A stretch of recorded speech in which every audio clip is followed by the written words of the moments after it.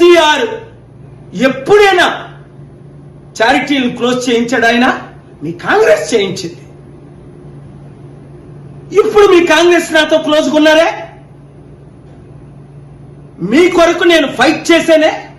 Bhatti విక్రమార్కని CM చేద్దామని అందరూ అంటే, మీరు నా తమ్ముడు కదా, వచ్చారు కదా, సమిటి పెడదాం అన్నారు కదా, భట్టి విక్రమార్క గారి సపోర్ట్ కూడా అందరినీ తీసుకున్నట్టే మీరు అసెంబ్లీకి రమ్మంటూ వచ్చాను, సెక్రటరీకి రమ్మంటూ వచ్చాను. దీని ద్వారా ఎందుకు నష్టం? ఆంధ్ర 12 లక్షల కోట్ల అప్పు, తెలంగాణ 7 లక్షల కోట్ల అప్పు తీర్చొద్దా? అభివృద్ధి చేయొద్దా?